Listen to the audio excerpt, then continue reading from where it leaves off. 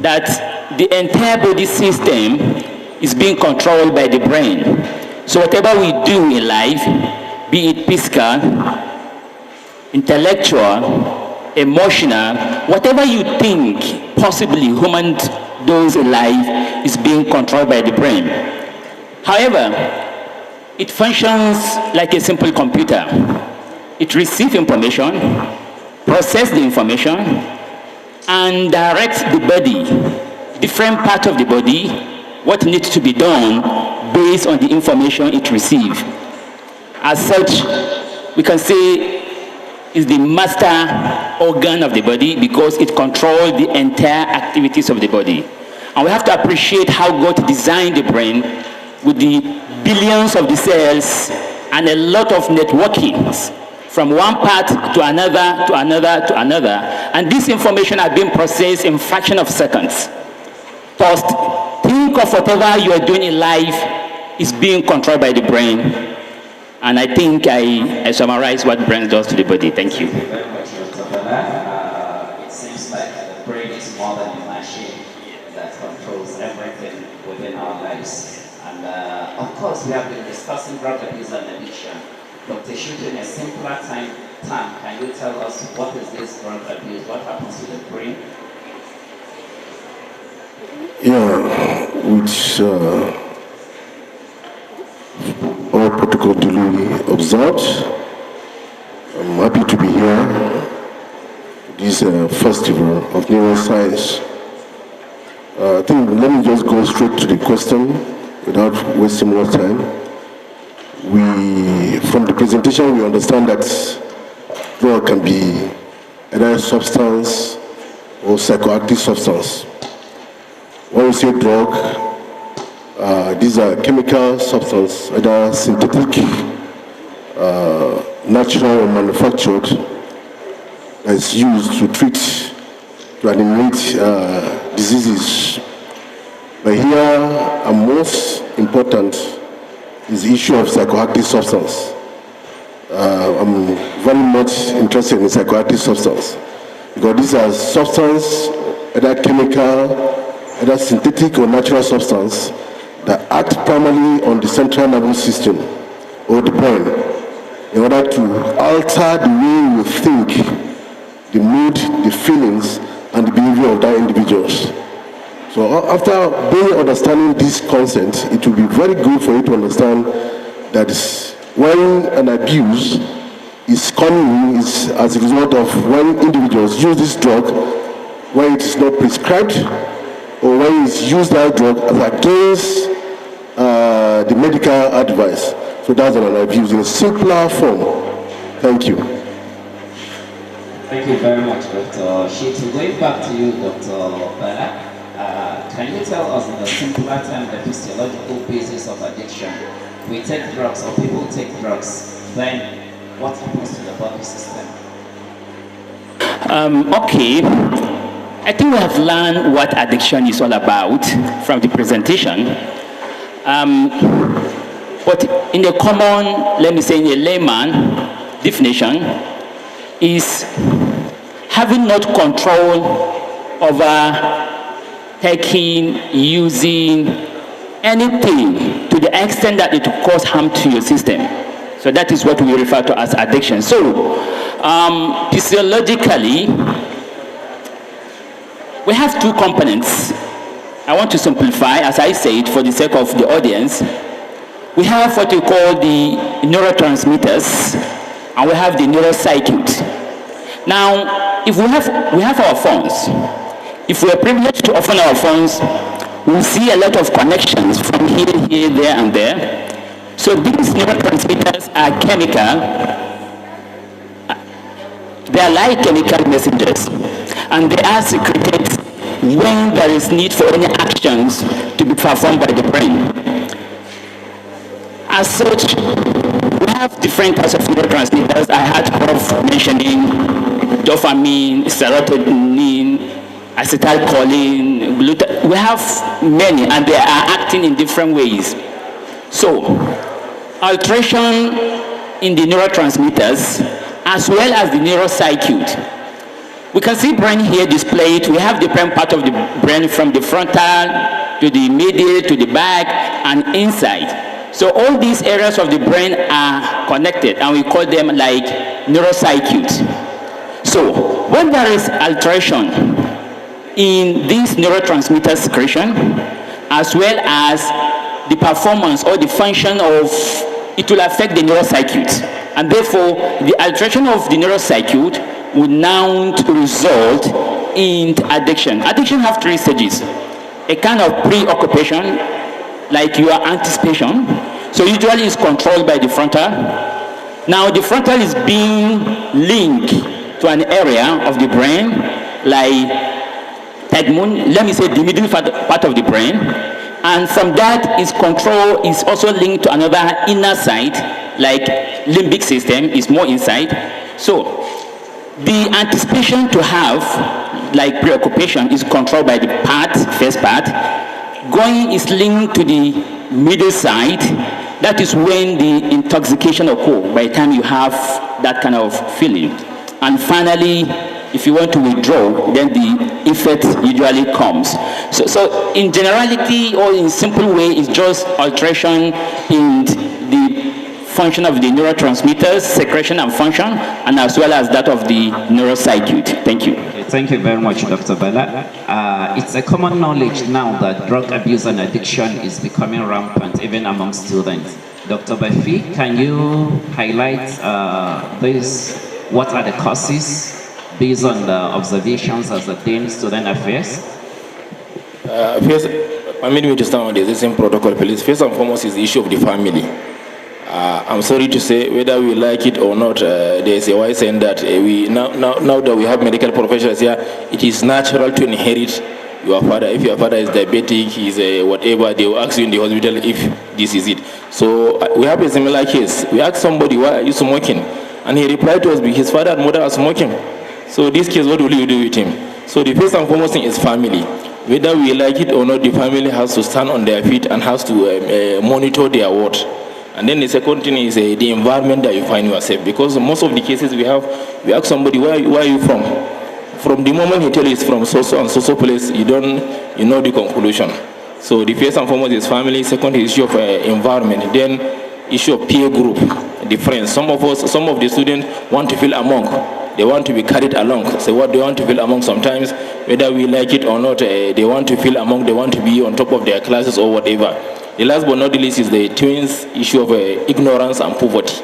Whether we like it or not, if you are ignorant, definitely you'll be poor. And if you are poor, you also be ignorant. So, and this is it. Thank you, Thank you very much. Dr. Shito, any more factors?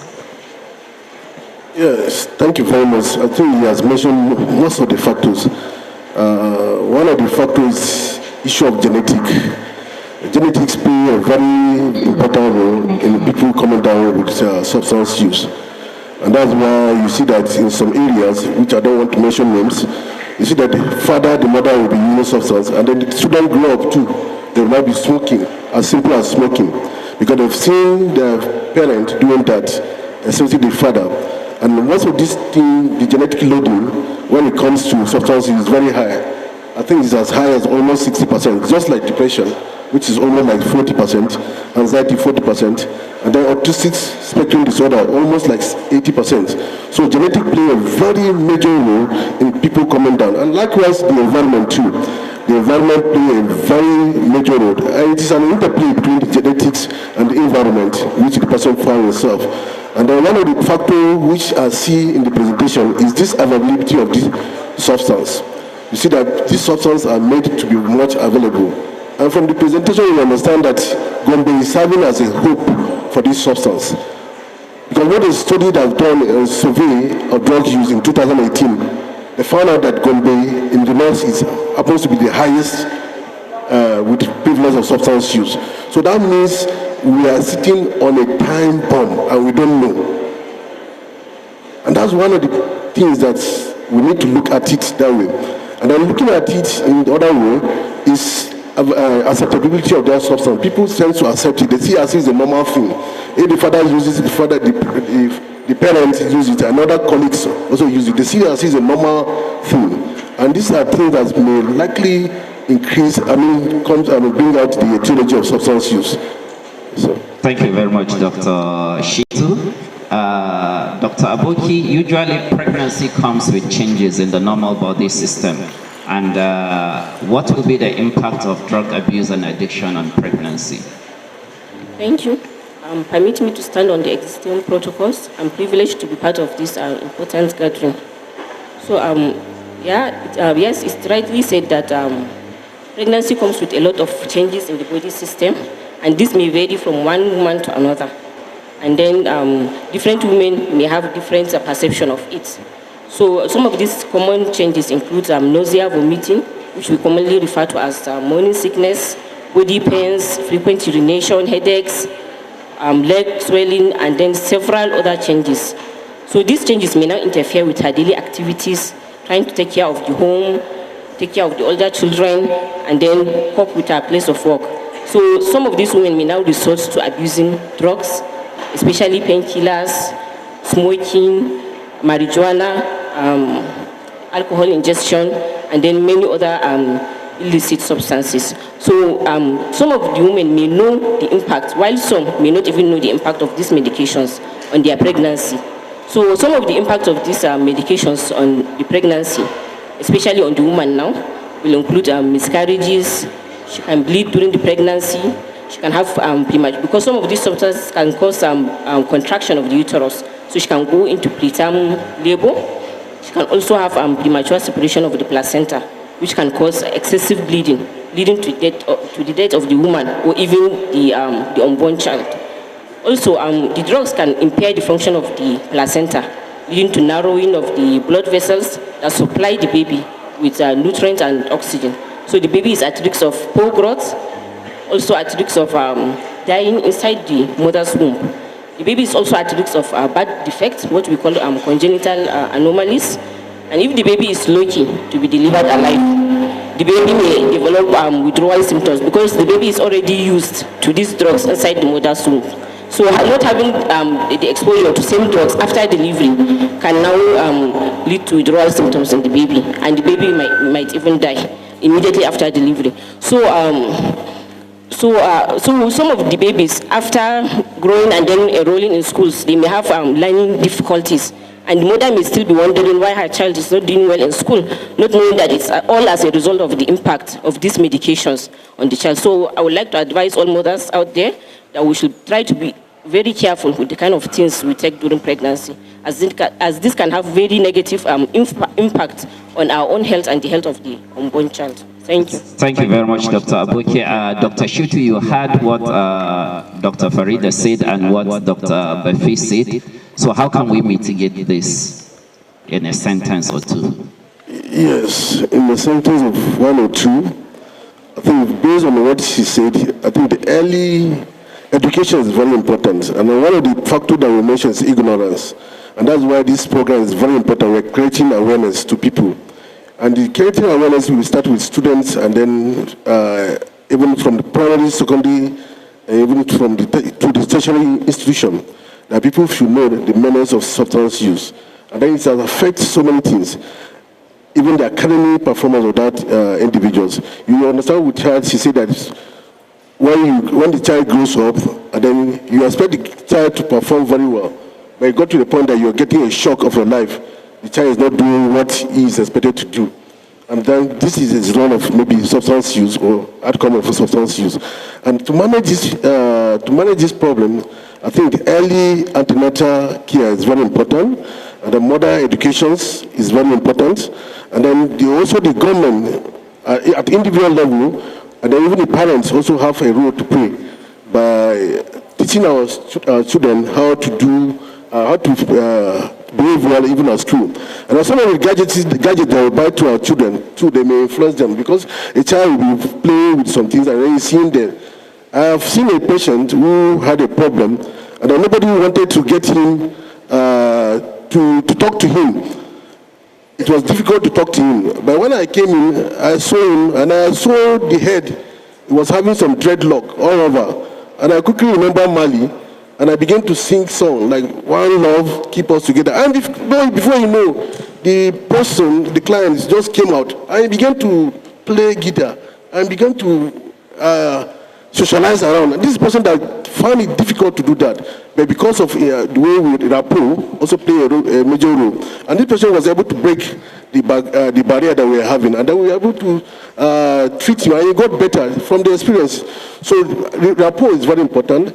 Educating our family members and peers is very important. Like this awareness that we're creating, I think is very, very, very important. And give the kudos that we continue this. And also the government also have a role to play. Sorry, the government has a role to play. Like here in Gombe, we've described the prevalence of substance use, almost 14%, which is not small. And then the burden of substance is very high in Gombe. But look at Gombe. If you go through Gombe, you see the only functional unit that is here in Gombe is in specialist hospital. That is psychiatry unit. It's not even a department in Gombe. Although we are trying to replicate similar in the FTS Gombe, so that we can be able to create a department. But the burden is so much. The personnel are even very few. You have 1 or 2 psychiatrists, the whole of Gombe, with this highest level of burden. And there's no rehabilitation center, no very functional unit. And even the staffs too, that are very understaffed. The level of nurses are very few. Some of them that are even available, they have almost retired also, they are about to retire. So the burden is very, very much. And I felt at this junction, if the government will come in, and then they are the one that will help to mitigate this problem. By the time they come, and then policy making too will go a long way to mitigate this problem. Thank you very much. Thank you very much, Dr. Shitu. And of course, we all know it is a common knowledge that drug barons are very rich, powerful people that have backings at some quarters. As somebody from the academia, and then a former legislature, and then currently special advisor to the governor on political matters, do you think there is a need for policy making in the Northeast? And if yes, how can it be done, Dr. Mohammed Bello? Okay, thank you for having me. Let me start by making an observation. You see, by the time you sent your letter to me, I was special advisor to the governor of Gombe State on political matters. But we are all aware that the cabinet has been dissolved. Therefore, I'm here as former special advisor, former legislature, and now academic. Before somebody will go and report me to His Excellency and say, hey, Mutumin doesn't want to leave his seat. I would like to have a review briefly before responding to your question. When the governor of Gombe State, Alhaji Muhammadu Unohaya, came on board in 2019, he constituted a transition committee. And in the report of the transition committee, he realized that Gombe was fourth in terms of drug abuse in Nigeria. That was 2018 report, and he received this report in 2019. It was based on this issue that Governor Muhammadu Unohaya appointed special advisor on narcotics, a former SDS, that is State Director of Security, former DSS official. And a lot has been achieved within these 4 years. One is there were farms that were cultivating Indian hemp in Filia, Begri, and Dadinkowa. All these cultivations have been stopped by the government. The government was able to arrest some and prosecuted some. And regarding drug barons, some of them were arrested and prosecuted. Some of them fled. Some of them voluntarily stopped dealing with drugs. And regarding the drug abusers, a rehabilitation center has been constructed near the Federal Secretariat. And a number of communities have been taking their sons and daughters for rehabilitation there. And there is a skill acquisition center in that place where they are learning tailoring and other skills, so that by the time they are out, they will serve as, they will be productive to their own community. As at 2023, I want to believe, even though we are yet to get the report of the transition committee, but there is a plan to review what transpired in Gombe regarding drug selling and drug abuse for the past 4 years. In the next 2 or 3 weeks, the transition committee will be ready, and I believe, had it been the NDLA staff is here, or the commandant is here, he can maybe give a brief assessment that yes, Gombe had it's not serving now, had served as a pushing point, a hub and transit for drugs. But I'm telling you that after prosecuting these drug barons, a lot of them have fled, and states, neighboring states, especially Borno and Yobe, have been positively affected. Positively affected, what I mean is, now the quantum of drugs moving to these 2 states has dropped. This achievement was done in collaboration with the sister agency, that is NDLEA, NAFDAC, Emir of Gombe, late emirs of Funakae, and then Emir of Aku. They were all critical stakeholders, and they were able to visit a number of primary and secondary schools. They were in Federal University of Kashiri. They were here in Gombe State University. As at now, and as a former legislator, I can authoritatively say that we don't have a law on drug abuse in Gombe State. And I want to believe that it also applies to the neighboring states in this northeast sub-region. But with this kind of forum, I want to believe, even though I'm no longer in government, I'm now an academic, but it will be wrong for us to call the attention of the House of Assembly and to call the attention of the state government to make a policy that will help in curtailing the supply and consumption of drugs in Gombe State. And I believe if the parents will come in, like what Dr. Bapi rightly said, if the parents will come in and the school, the traditional rulers, and a task force can be constituted to monitor the selling and consumption or taking of these drugs, I think it will help a lot. Therefore, I believe policy making is, let me say, urgently needed by Gombe State government and other states within the Northeast sub-region. Thank you for having me. Thank you very much, Dr. Muhammad. That's why it's good to have somebody from the academia that will go into the political space. There are a lot of misconceptions, Dr. Shito, about mental health disorders. So, what are these mental health disorders? Thank you very much. The misconceptions are very much, and time will not permit me to say all of them. But one of the misconceptions about mental health is people tend to believe that mental health is that it's just some certain people that are vulnerable to it. That means some people are immune to it, they can never come down with mental health problems. And the truth or the fact about that is nobody is immune for mental health disorders.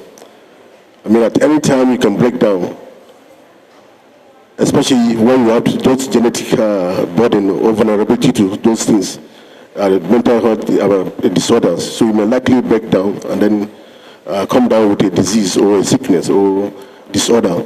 So nobody is immune to that. It doesn't follow that this certain kind of people have susceptibility and certain kind of people they may not have. That's a wrong misconception. And one of the misconception about substance mental health is also that there's no treatment for it at all. And you understand, even the traditionalists, based on presentation, very beautiful presentation, there's so many prayers and so many prayers and other things that have been helpful. And even in the churches, prayers too has been helpful. And drugs also have gone a long way to help people with mental illness. The person I cite an example was somebody who was purely psychotic, but because of use of drug, he was able to live a normal, if not normal life, just almost normal life, and became well again. So drugs are very, very much helpful, and treatment is also helpful. So, and then another misconception about mental health is that people who have seizure or epilepsy, people tend to believe that if person is having epilepsy, that when you go close to him and then you hold him, maybe his saliva touch you, that you will get the disease. I'm here to dispel that. Studies have shown that none of that. I think the only thing that you can do to that person when at time is jacking is just to move things around that may likely injure him. And then it's just episodic, it's just time bound. With this short of time, the person will come back normal, and then it will stop the jacking. So you don't need to run away, please. You don't need to move away, but just look at a place that is very comfortable and lying down. It will go and then it will go over. And these are some of the misconceptions about mental health. Okay, thank you very much, Dr. Shitu. What Dr. Shitu said is that nobody is immune, and we need to help mental health patients. Dr. Bala, now that we understood that mental health has no treatment or cure per se, how can we keep our mental state in a very good state now? Well, there are many ways per se we can maintain good mental health. Maybe just to mention few. I would like to start with this very important one. It's very good to have somebody you trust that you can discuss your issues with. Most of the times we keep things to ourselves that we cannot be able to solve. And keeping things to ourselves alone over a long period of time will lead to some certain a lot of disturbance in your brain. So the first things, get somebody you trust you. Whenever you have an issue that you yourself cannot solve, talk to that person. It relieves a lot of things from your head. I believe some guys or some ladies will tell you when I'm somehow offended or somehow, if I talk to somebody, I get a bit of relief. That's very important. Secondly, we need to take care of ourselves actively. Physical activities, exercise on a daily basis helps a lot in maintaining mental health. Also, we shouldn't joke with our nutritional status. We need to have, if we can afford, a kind of a meal, also let me say something that will improve our mental stability or will enhance our mental activities. Now, in addition to that, there are so many environmental factors of which some have already mentioned. We shouldn't abuse. You shouldn't become abuser from user. You start using something, it's working for you, but don't abuse that particular thing. Once you abuse, it will affect your brain. And I think that is one of the things we're discussing here. Most of us use things. Now, a typical thing, let me cite an example of this. This is a kola nut. It has some certain chemicals. I can use kola nut, but I shouldn't abuse kola nut because I can become addicted to kola nut. And once I didn't get kola nut, I will be totally disturbed until when I get kola nut. So it's good that we shouldn't abuse whatever it is at our disposal.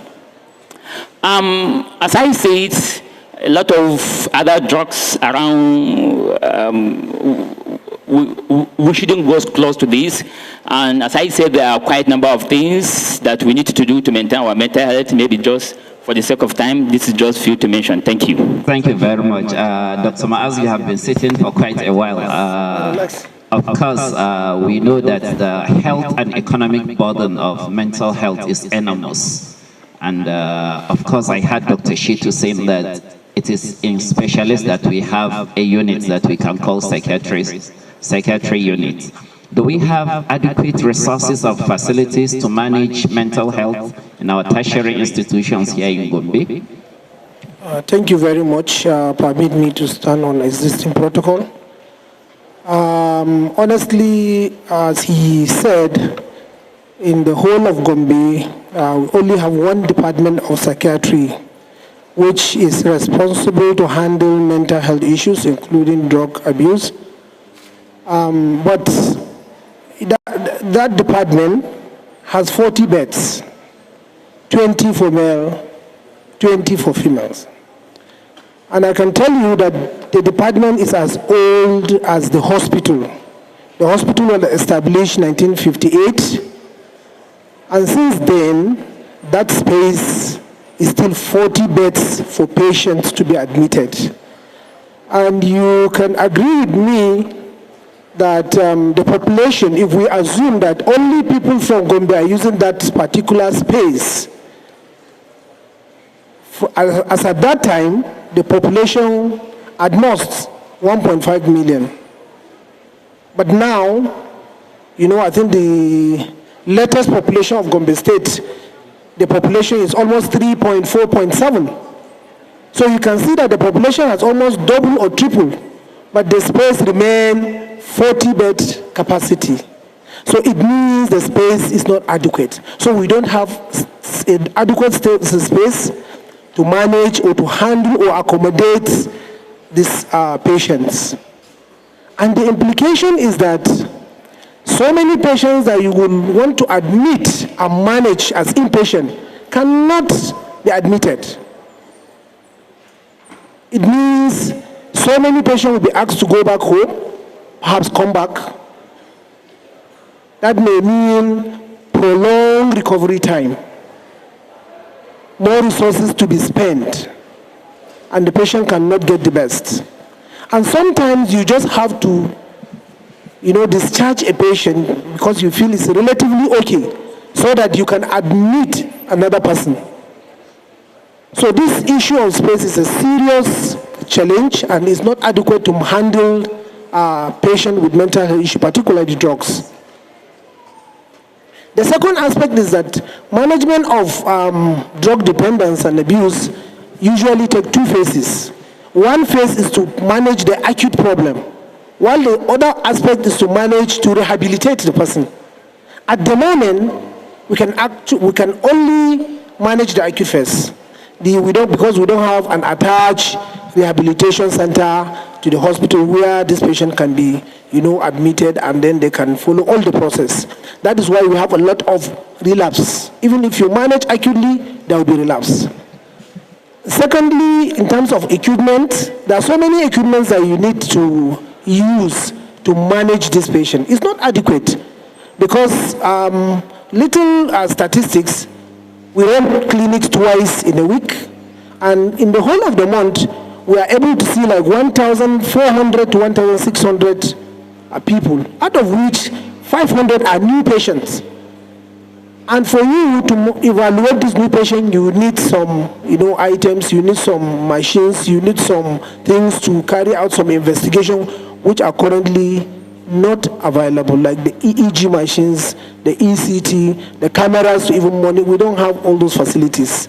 It means that second challenge is equipment and the machines. Then the third one, which I want to consider the most important, is the manpower. We don't have the personnel.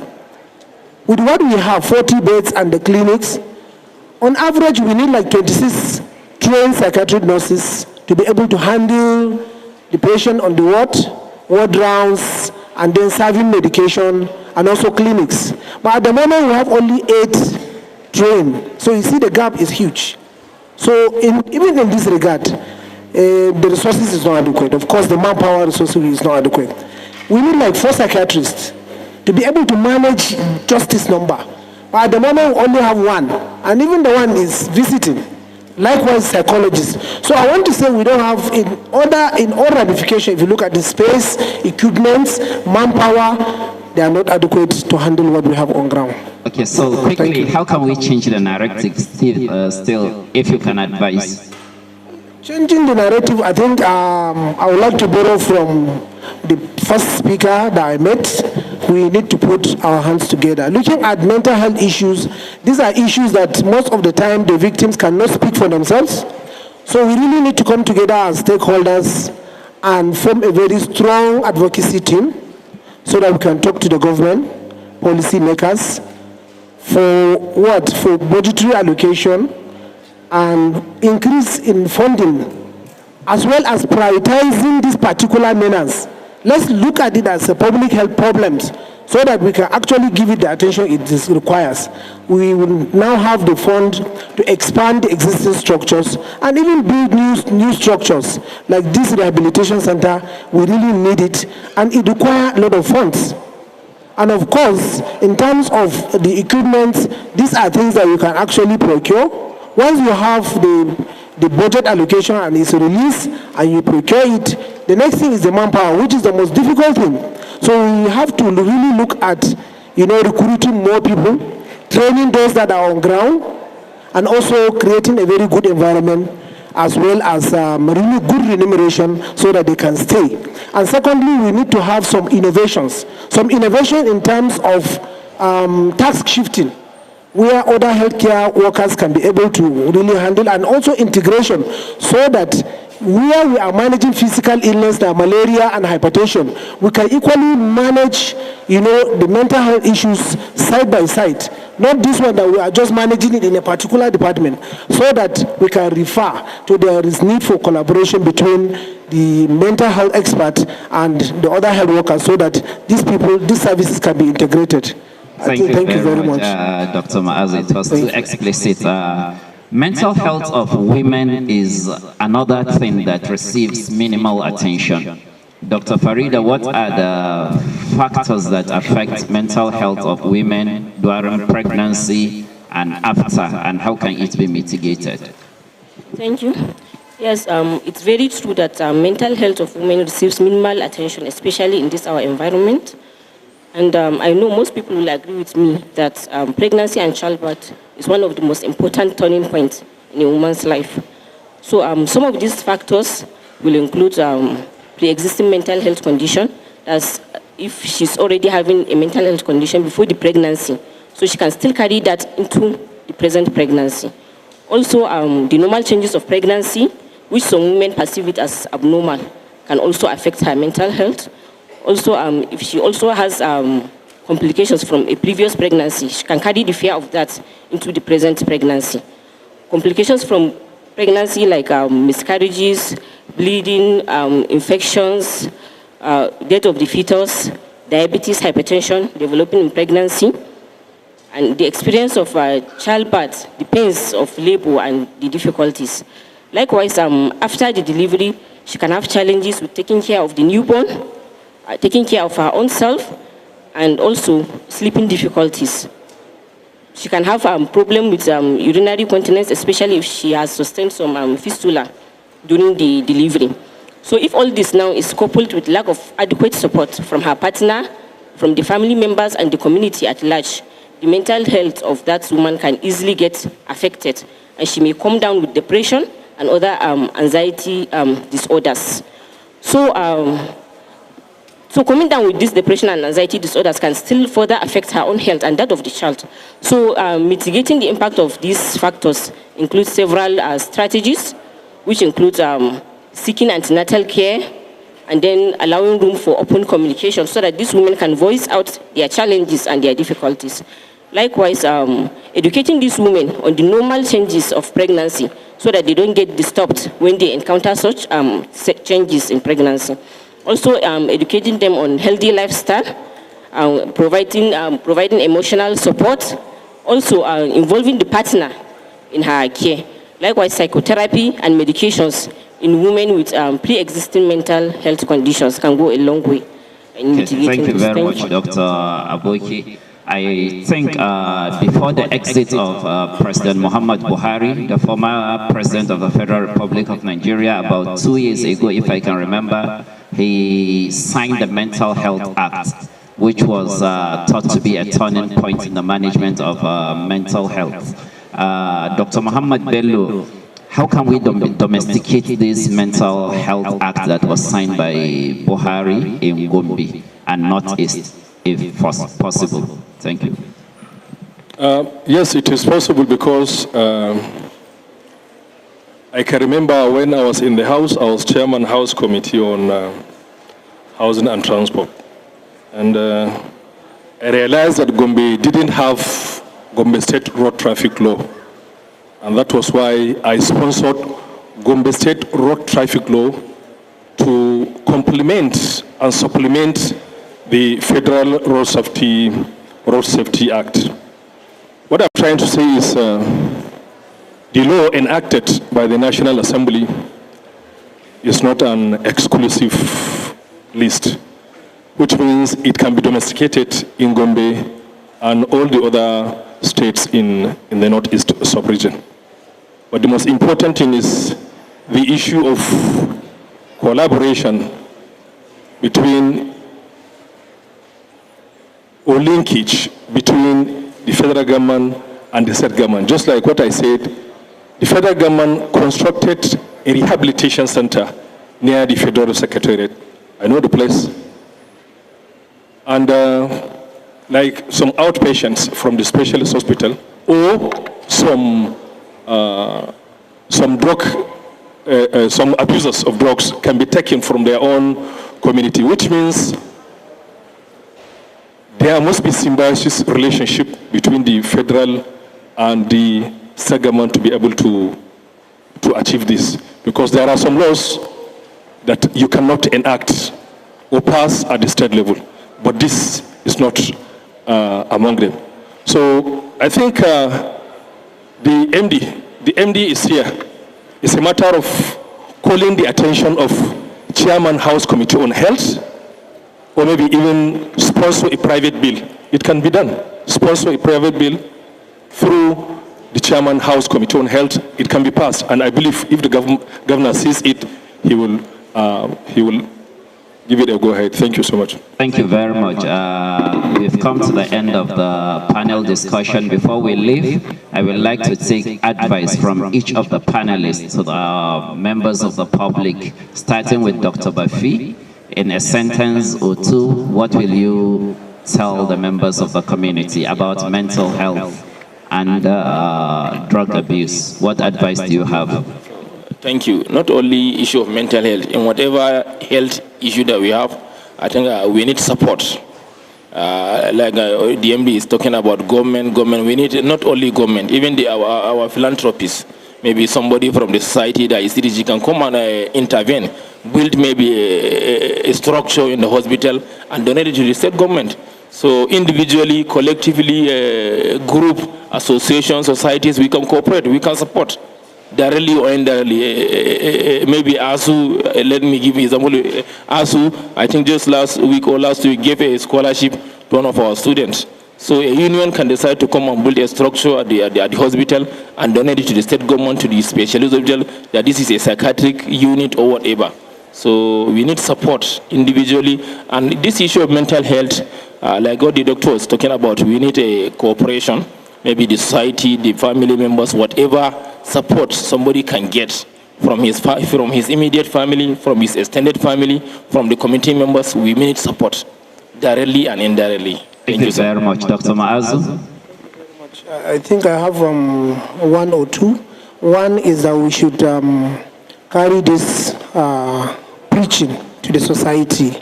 We should all be ambassadors to preach this issue of mental health as individuals, as associations, as unions, so that to sensitize people to know that people that have mental health problem can utilize the resources available. They should go to the hospital or really meet the right people so that they can be treated appropriately. Then secondly, my call is to still the policy makers or on the healthcare financing aspect. Because one of the major challenges is that the people go to the hospital, but they cannot afford the drugs, even if it's prescribed. So this is another area, and unfortunately, if you look at our NHIS and the state Go Health, you see that some aspect of mental health has been excluded. They are on the exclusion list. The drug addiction, treatment of drug addiction is not covered by NHIS. So I think these are some areas that we may need to look at it, so that we can actually reduce the financial hardship for people that are actually willing and have taken themselves to the hospital. Thank you very much. I think when we collectively come together as one, the society, everybody have a role to play in one way or the other. We join our hands together, we'll be able to solve these menace, inshallah. Thank you. Thank you very much, Dr. Shitu. Yeah, I think,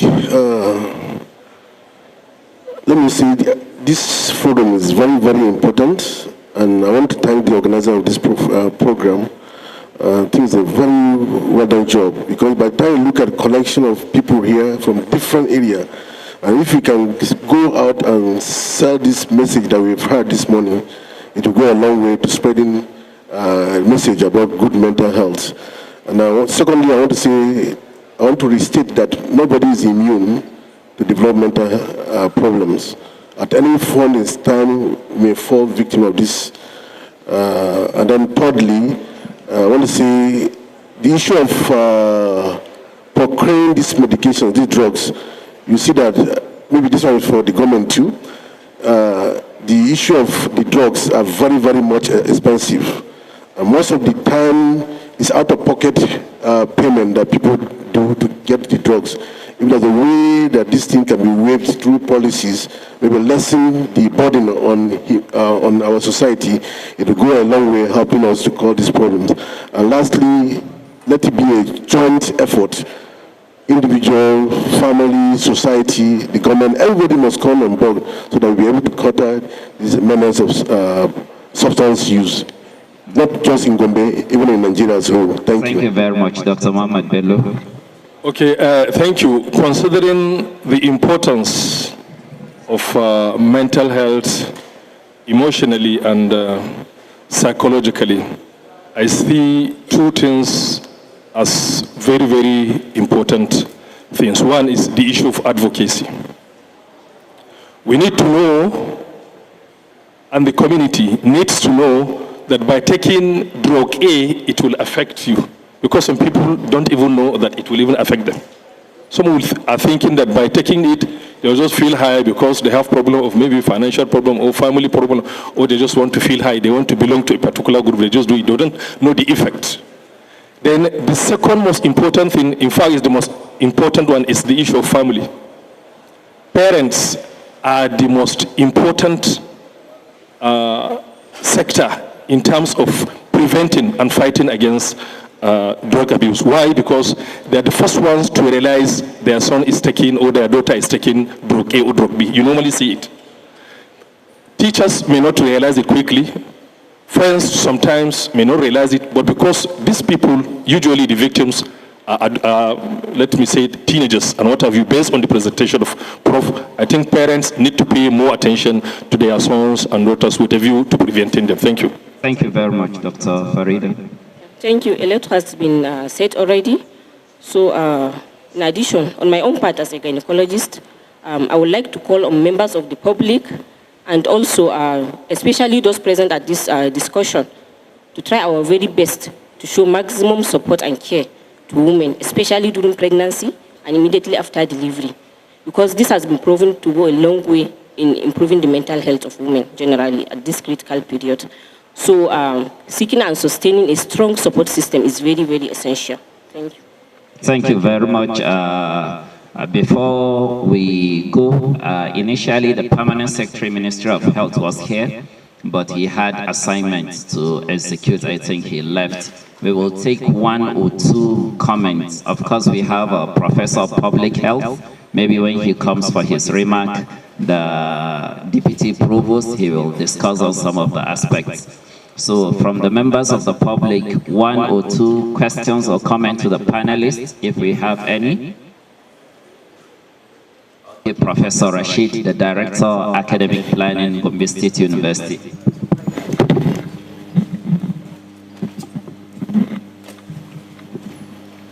The presenter and the panelists, I just want to put my contribution in form of a question, especially for the specialists in the area of mental health. what do you think should be the role of religious leaders in the psychotherapy of mental health challenges? Thank you. Yes, I think it's a good question and very important question at this time. Like I said in the preamble, I say everybody has to play a role. Both the religious leaders, either the imams, sheikhs, pastors, and so many other people, religious body has to play, they have a role to play. Because most of this illness, you need to delineate at what time is it purely mental illness and at what time is a spiritual illness. I'm not a spiritualist, but I felt you need to know at that time to be able to delineate. And that's why even from the presentation of the patients, most of them will have gone through several ways, maybe consulting other people before even getting to the spiritual leaders. And I felt at that very moment, when they come, you need to play a very important role. And what role you need to play, let it be more of religious inclined. Whatever nature of the faith, please practice it. And it has gone a long way that people even listen to their leaders. And then they listen to their doctors. That the leaders also play a very important role. That he mentioned, say, the support. They can act through giving a psychosocial support or psycho-education to their clients educationally, and it goes way to help the people. And as well as morally too, is very important. People need to taught how to behave and then what not to do.